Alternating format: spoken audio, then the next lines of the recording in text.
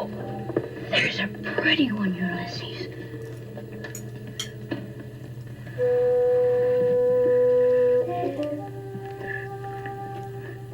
There it is. Hello, BookTube. I'm Sean the Book Maniac. Welcome back to my channel. Here I am with a very special edition of In Other Words. In Other Words is a occasional series where I talk about vocabulary and stuff like that encountered in my recent reading. And this is a special edition because recently I've limited myself to 6 per video. This is going to be a baker's half dozen. Not only do all of those come from one short story by the Irish writer Edna O'Brien, but they come from one paragraph. Once I realized how many of them were in that one paragraph, I thought, this calls for a very special dive on one paragraph of an Edna O'Brien short story. I'm geeking out here, people. The story is called My Mother's Mother. It's the second story in A Fanatic Heart, which is a selection of her stories. I am buddy reading this with Sonia of An Enthusiastic Reader, and this story, My Mother's Mother, is absolutely stunning.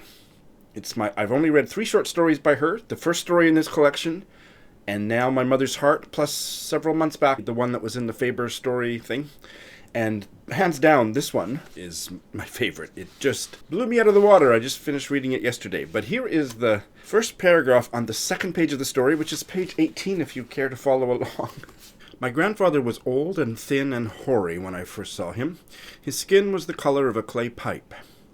After the market day, he would come home in the pony and trap drunk. And then as soon as he stepped out of the trap, he would stagger and fall into a drain or whatever. Then he would roar for help, and his grandson, who was in his 20s, would pick him up, or rather drag him along the ground and through the house and up the stairs to his feather bed, where he moaned and groaned. The bedroom was above the kitchen, and in the night we would be below, around the fire, eating warm soda bread and drinking cocoa. There was nothing like it. The fresh bread would only be an hour out of the pot, and cut in thick pieces and dolloped with butter and greengage jam. The greengage jam was a present from the postmistress, who gave it in return for the grazing of a bullock. She gave marmalade at a different time of year, and a barmbrack at Halloween. He moaned upstairs, but no one was frightened of him, not even his own wife, who chewed and said, "Bad cess to them that give him the drink." She meant the publicans. She was a minute woman with a minute face, and her thin hair was pinned up tightly. Her little face, though old, was like a bud, and when she was young she had been beautiful. There was a photo of her to prove it. So, I'm sure some of those words might have jumped out at you while you were listening to this lovely paragraph, and I'm going to talk about 6 or 7 of them. So let's get started. The first one is the adjective hoary, which means grayish-white, or a more metaphorical, overused and unoriginal trite. But in this story, it's describing the grandfather's old man, grayish-white appearance, whether it's his hair or his skin or whatever. Another form of the adjective is just hoarfrost, and that meaning of being gray, venerable, respected, or old, so that can go either way, right? Because of the ageism in our culture for centuries and centuries, it can be a positive or a negative thing. But the connector is the idea of gray hair, which goes back to Old English Herr, going back from there to Proto-Germanic, Old Norse, Old Saxon, Old High German. And in fact, when you then do the etymological genealogy through the German language, Herr, which doesn't mean Mr., it's the title of respect similar to, dear, I better double check. Mr., yeah, means Mr., and it comes from this word. So that's interesting.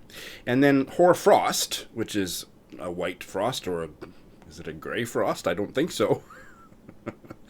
Well, in fact, it is grayish-white frost. I didn't know that until just this minute. I learn something new every time I turn the damn video camera on. So it's first recorded in Old English, and again, the connection being that the feathery white grayish frost is reminiscent of an old man's beard. But interestingly, also, it had another usage back in the day. It described Anglo-Saxon boundary stones. Can I find any Yes, there's lots of pictures. I will show you some pictures of those boundary marker stones, and they were gray, covered with lichen, and the word hoar was used to describe them, and in fact, and I don't know any details, if you do, I have lots of Brits watching this video, that word hoar shows up in a lot of place names. So please, tell me all about that, as I'm interested in that. The word hoar goes back to a Proto-Indo-European root that linguists merely speculate about. They don't have the solid information on this particular Proto-Indo-European root that they do in many of the ones that I've talked about in the past, but that is K. K2, K-E-I and number 2, and that root is where we get the word hue from, meaning color. So there's a strong connection between the grayish-white of hoar and the word hue, which back in the day was the word we used for color, and it's taken on a much more limited, specific meaning in modern times. So skin, complexion, form, appearance, you can go way back with all of that, but it was a color adjective of broad application way back in the day. Derivatives of that show up in Sanskrit, Lithuanian. In English, it was supplanted by the word color after about the year 1600, since the mid-19th century is connected more specifically to chemistry and chromatography, and I don't know anything more about that, but fascinating. The next one I want to talk about is dollop. I know dollop. I'm sure you know dollop too. We all know dollop. It's a lovely word. It just sounds like what it is, especially apparently in British English, and I'm very familiar with it as a Canadian. I'd be interested to hear if Americans aren't as familiar with it, but an indefinite, usually large quantity of something, especially something liquid or soft, like a dollop of butter, a lump or a glob of something soft or mushy. Another way of saying that is it's an amount given, spooned, or ladled out, dolloped out. A small lump or portion, something added or served. So figuratively, a delicious dollop of gossip. Oh yeah! And can be used for that act of dispensing such material, such things, mushy, soft, or gossipy things, as a verb, the verb dollop, as it was used in the story, dolloped with butter. First known use as a noun around 1812, and as a verb the mid-18th century. It goes back to an earlier word, dallop, with an A instead of a O after the D, meaning a patch, tuft, or clump of grass, which I think came into standard English of the day through the East Anglian dialect, and of uncertain origin beyond that. Some linguists have speculated it goes back to some kind of Scandinavian origin, and there is in one particular dialect of Norwegian the word dolp, D-O-L-P, meaning lump. So that sounds, I'm persuaded by that. So there you go. I love that word. I've always loved that word, dollop. The next one is a very Irish word, barmbrack. Barmbrack is a soft, spicy bread originating in Ireland, and it's traditionally eaten at Halloween. Here are some pictures. I've never heard of it. I've never eaten it. Have any of yous? And there is a Gaelic version of the name that I won't even try to pronounce, but I will put it here, and other variations that all sound similar or look similar when written, but it's a sweet bread. The main ingredients are flour, sultanas, and raisins, and often shortened in Irish English to brack. Part of the Halloween tradition, from what I have found online, correct me or please add to what I'm saying here, that there's usually something embedded in the bread, like a ring, and the person who gets it, hopefully doesn't break their teeth on it, it's a sign of good luck. If you get the thing in the bread, the ring or whatever, that's a sign of good luck. Good luck. It does go all the way back to Old Irish, and again, speculation that it's related to the Latin word perca, which means perch. I don't know why, but that's what I found. I love that expression. The grandmother says, bad cess to them that give him the drink. So, bad cess to someone is an Irish expression. Bad cess to you, bad cess to them. And cess means luck, traditionally in Irish English only. When you say bad cess to you, you are wishing that person bad luck. It's not a terribly bad curse, but it's not a positive message. They don't really know why. Some people think it's related to cesspits and cesspools, the revolting quality of those things. But at one time in Ireland you could wish somebody good cess, so that doesn't necessarily hold. Although I don't think the fact that you can turn a bad expression into a positive one necessarily proves that the original etymology doesn't stand up, so I'm not convinced that that is a definitive refutation of the etymology. Oh my goodness, I am geeking out here, people! It shows up, for example, in the famous novel Lorna Doone by Blackmore in 1869.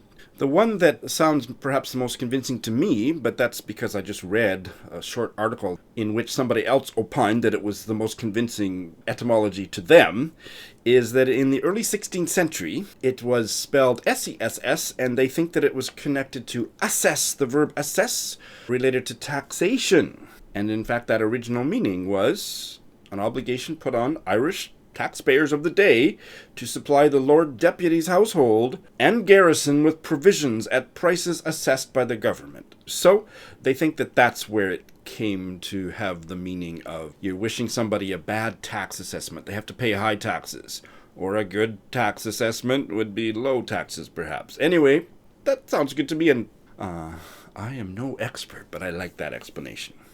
The next one is publican, because a light went off in my tired old brain when I saw that word publican, which I don't know that I must have heard it before, but a publican is the person who manages or owns the pub as a publican. And then I thought, republican?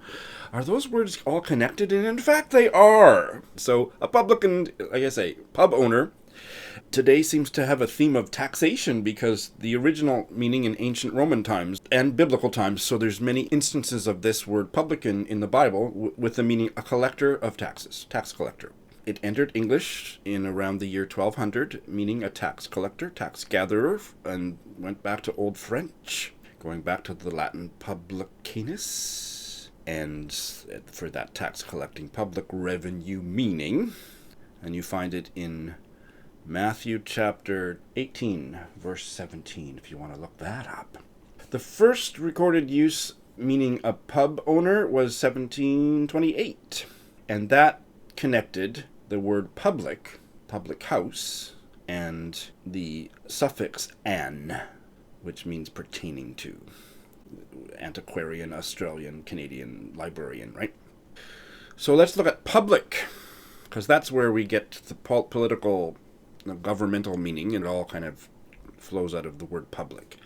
Starting in the late 14th century in English, public entered the language, meaning open to general observation, going back to the Old French, a century before, and the Latin publicus, which means of the people, of the state, done for the state. The original Latin, pubis, adult population adult, goes back to populus, population, and people. So it ultimately comes from people, and they don't have a complete explanation for the origin of the word people, but there is a proto-Italic root that means army, and a theory that it might go back to the Etruscan language. And then republic, from which the political party that used to actually be a respectable entity, that word republic came into English around the year 1600, a state in which supreme power rests in the people via elected representatives. And that, again, goes back to the word public, the people. Alrighty then. Well, people, how are we doing? I wish we could be talking about this stuff in a pub and dissing some Republicans. And then to just round this out as a baker's dozen, I'm going to talk about soda bread and greengage jam, but I'm no expert, so just quickly to finish this off. Soda bread is another type of quick bread, so it's a cousin, perhaps distant cousin, of barmbrack, made with baking soda, or in Ireland it was called, and maybe it was a different thing, bread soda, as the leavening agent. I'm using all these words and I have no idea what they mean because I've never made bread in my life. But instead of the traditional yeast. Ingredients typically flour, baking soda, salt, and buttermilk. The traditional Irish soda bread was historically cooked on a griddle as flatbread. So that's bread that's flat, I think, because the domestic flours did not have the properties needed to rise effectively when combined with the leavening thingamajig. And the flour in Ireland was typically made from soft wheat. I don't know what that is. And has lower levels of gluten for those of you that care about those kind of things. And that's all I know. That's all I'm going to try to explain because I'm just talking out of my ass right now. I don't know what I'm saying. Greengage is a type of pale green plum with sweet, juicy golden flesh, and the jam comes from that. It was originally a Middle Eastern plum, but very widely grown throughout Europe. And that's enough about that. So there you go. A baker's dozen from one paragraph of Edna O'Brien's absolutely marvelous story, My Mother's Mother. Unfortunately, this story is not available for free anywhere online, but it's worth tracking it down, people. Thanks for watching.